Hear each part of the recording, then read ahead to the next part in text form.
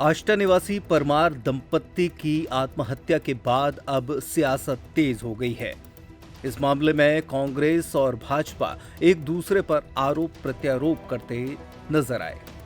Congress media प्रभारी मुकेश नायक ने गंभीर आरोप लगाते हुए कहा कि 2 दिन पहले बच्चों से फोन पर चर्चा हुई थी। बच्चों ने कहा कि बीजेपी प्रदेश अध्यक्ष वीडी शर्मा को हमारे परिवार से क्या परेशानी है। उन्होंने कहा कि मेरे पास बच्चे की बातचीत का रिकॉर्ड है। ईडी के अधिकारियों ने बच्चे और परिवार पर दबाव बनाया था। उन्होंने कहा कि राहुल गांधी के खिलाफ वीडियो बनाकर डालो, तभी परिवार बचेगा। गौरतलब है कि भारत जोड़ो यात्रा के दौरान बच्चों ने राहुल गांधी को गुल्लक भेंट की थी और अब ये आत्महत्या का मामला उसी घटना से जोड़कर कांग्रेस देख रही है और भाजपा पर आरोप लगा रही है। तो वहीं कांग्रेस के आरोपों के बाद भाजपा प्रदेश महामंत्री भगवान दास सबनानी का पलटवार भी सामने आया है। उन्होंने कहा कि आत्महत्या हो या मृत्यु, किसी का भी जाना दुखद होता है और भाजपा दुख की घड़ी में उस परिवार के साथ है। कांग्रेस इस मामले में राजनीति कर रही है। उन्होंने कहा कि वीडियो में दिख रहा है कि जीतू पटवारी किस तरह बच्चे को बहलाकर बयान दिलवा रहे हैं। उन्होंने कहा कि भाजपा प्रदेश अध्यक्ष का नाम लेना निंदनीय है। प्रदेश भाजपा अध्यक्ष से कांग्रेस को माफी मांगना चाहिए। उन्होंने कहा कि माफी नहीं मांगने पर भाजपा कानूनी कार्रवाई करेगी। कल और परसों दोपहर को मेरे पास एक बच्चे का फोन आया। आप उस बच्चे से मिले हैं जिन्होंने गुल्लक में पैसे इकट्ठे करके जब श्री राहुल गांधी जी की यात्रा हुई थी उस समय उनको दिए थे और राहुल गांधी ने बहुत उन्हें प्यार दिया था, जिसके चलते वो राहुल गांधी जी से मिलते जुलते रहते थे। उस बच्चे का मेरे पास कल और परसों दोपहर को दोनों दिन फोन आया कि ईडी के लोग उनके घर में कार्रवाई कर रहे हैं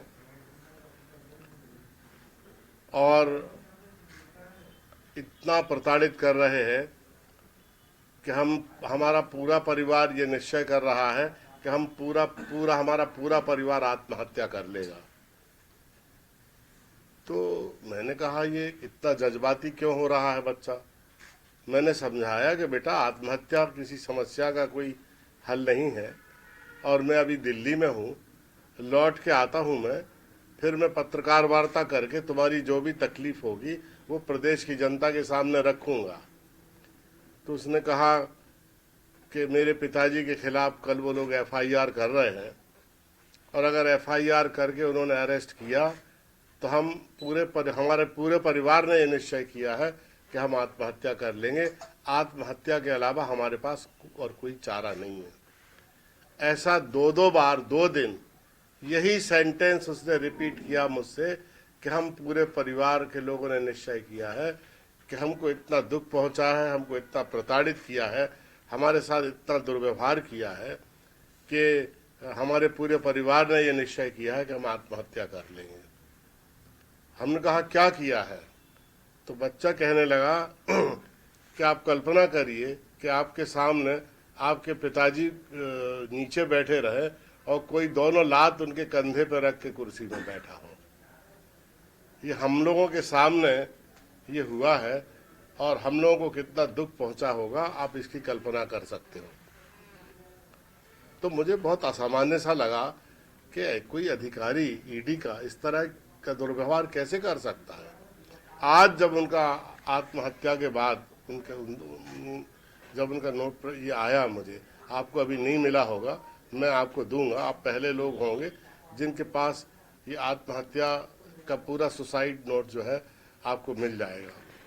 उसमें जिस तरह का कंटेंट है वो कि किस तरह का व्यवहार जांच एजेंसी ने किया, ईडी के अधिकारी ने किया, साहू ने, और किस तरह से उनसे कहा कि तुम बीजेपी ज्वाइन कर लो और राहुल गांधी के खिलाफ एक वीडियो बनाकर डाल दो, तुम्हारा पूरा केस रफा दफा हो जाएगा और तुम क्यों कांग्रेस में घूमते हो, कांग्रेस से तुम्हारा क्या लेना देना है। ये उस सुसाइड नोट में लिखा हुआ है और यही बच्चे ने हमको बताया। और बच्चे ने हमसे ये कहा चारों बार कि बीडी शर्मा को हमारे परिवार से क्या परेशानी है, हमें ये समझ में नहीं आता।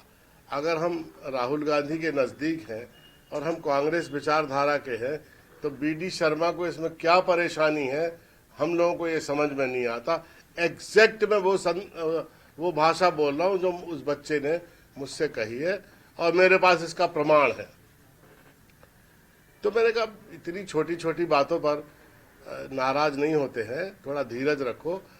केस होते रहते हैं, मुकदमे होते रहते हैं, लोगों के ऊपर पूरे देश में हो रहे हैं, लोग लड़ रहे हैं, निपट रहे हैं, जेल जा रहे हैं, कोई बात नहीं। ये ऐसे लोगों को अवसर मिला है इस देश में शासन करने का जो अपनी शक्ति का दुरुपयोग कर रहे हैं, जो दूसरे को खत्म करने में लगे हुए हैं, चरित्र हत्या करने में लगे हुए हैं, आर्थिक, सामाजिक, राजनीतिक क्षति पहुंचाने में लगे हुए हैं। सारे भारतवर्ष में ये हो रहा है।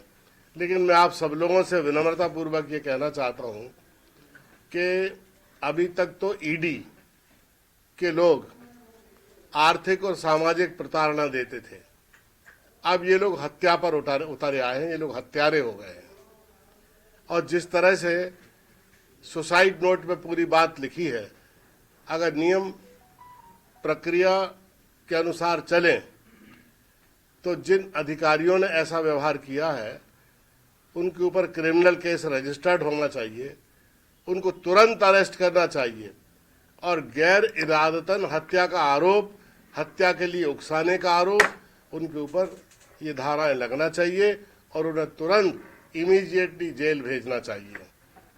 मुझे दुख इस बात का हुआ कि जिन लोगों ने आत्महत्या कर ली, बीजेपी का एक प्रवक्ता जो अपनी घटिया हरकतों के लिए विख्यात है, जो कांग्रेस से गया है, जिसको मैंने अपनी पार्टी के एक नेता के टुकड़ों पर पलते हुए देखा है, वो नेता जिन्होंने आत्महत्या कर ली उनके खिलाफ बोल रहा है। अपने देश की ये परंपरा रही है कि हम जो व्यक्ति की मृत्यु हो जाती है उसके खिलाफ मर्यादा के कारण हम लोग नहीं बोलते हैं। लेकिन जो बच्चे अनाथ हो गए, जिनकी मृत्यु हो गई, उनके पूर्व इतिहास को झूठे ढंग से परोसना लोगों के बीच में ये बहुत दुर्भाग्यजनक है और ऐसे लोगों का तो सामाजिक बहिष्कार होना चाहिए, जिन्हें इतनी भी तहजीब और तमीज नहीं है, समझ नहीं है कि हमको इतने महत्वपूर्ण पद पर बैठकर किस तरह की बात लोगों से करना है सार्वजनिक जीवन में। ऐसे लोगों को महत्व नहीं देना चाहिए। मैं मांग करता हूं कि उच्च स्तरीय जांच हो इस पूरी घटना की। ईडी डिपार्टमेंट के जितने भी अधिकारी वहां पर छापा मारने गए थे, सब पर क्रिमिनल केस रजिस्टर्ड हो, सबको नौकरी से बर्खास्त किया जाए और उन्हें अरेस्ट किया जाए, क्योंकि सुसाइड नोट में वो सब बातें लिखी हैं जो उनके लिए जेल के दरवाजे खोलने के लिए पर्याप्त हैं। कि ईडी के अधिकारी ने उनसे ये कहा कि बीजेपी ज्वाइन कर लो और राहुल गांधी जी के खिलाफ एक बयान आप वीडियो बना के डाल दो, हम इस केस को यहीं रफा दफा कर देंगे। ये बयान में है, मैं कोई भी ऐसी बात नहीं कह रहा हूं जो सुसाइड नोट से बाहर है। इस मामले को ये बिल्कुल राष्ट्रीय स्तर का मामला है।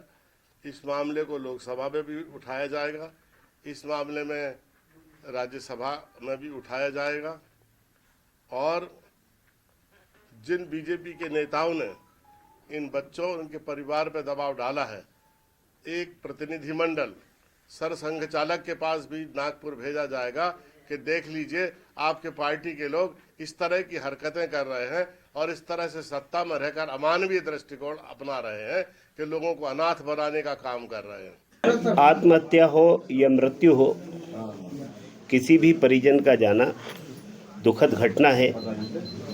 ये जो पीड़ित परिवार पर वज्रपात हुआ है, भारतीय जनता पार्टी दुख की इस घड़ी में उस परिवार के साथ खड़ी है। लेकिन मुझे आश्चर्य होता है कि कांग्रेस पार्टी ऐसे जैसे कहते हैं कोई आपदा आ गई, कोई कठिनाई आ गई उस पर भी राजनीति करना, उस पर भी अवसर तलाशने का काम कांग्रेस पार्टी कर रही है, जीतू पटवारी जी कर रहे हैं। और वीडियो में साफ दिखता है कि कैसे मृतक के बच्चे को ले जाके एक तरफ बहलाना फुसलाना, उसको समझाना, फिर उससे कहलवाना। मुझे लगता है इतनी खोखली हो गई है कांग्रेस कि आप मुद्दों पर बाहर किसी बात पर लड़क सकते हो, लेकिन किसी की मृत्यु पर, किसी की आत्महत्या पर आप राजनीति कर रहे हो। आप क्या संदेश देना चाहते हो? और मैं कहता हूँ कि जिनके बारे में ये विषय आया है उनका आप एक बार हिस्ट्री देख लीजिए। विषय किसी से जुड़ा है? आप यहाँ भारतीय जनता पार्टी के सम्मानीय अध्यक्ष जी का नाम लेने का काम कर रहे हो।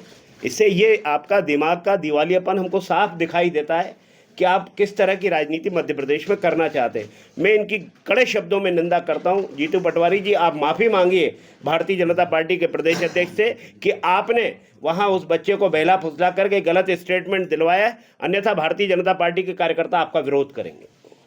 कांग्रेस कह रही कि जब राहुल गांधी से मिले थे उसके बाद से बीजेपी के निशाने पर थे, और जो डायरेक्टर हैं उन्होंने भी दबाव बनाया था कि बीजेपी में होते तो ऐसा नहीं होता। देखिए, उनकी जांच चल रही होगी, एक अलग विषय है। दुनिया भर के विषय चलते हैं, अब उस पर इस तरह की बातें होती हैं क्या? फिर उनके और 10 कारण होंगे मैं उसकी जांच होगी, जो भी कुछ होगा। लेकिन आप जाते हैं उनके घर संवेदना व्यक्त करने जाते हैं कि राजनीति करने जाते हैं, अवसर ढूंढते हैं कि हम यहाँ भी राजनीति करें, और वहाँ भी फिर आप भारतीय जनता पार्टी के अध्यक्ष का नाम दिलवाने का काम करते हैं। वो बच्चा वो जानता भी नहीं होगा कि मैं किन की बात कर रहा हूँ। मुंह में डाला गया है, कहलवाने का प्रयास किया गया है, साफ दिखाई देता है। क्या कानूनी कार्रवाई भी करेगी बीजेपी?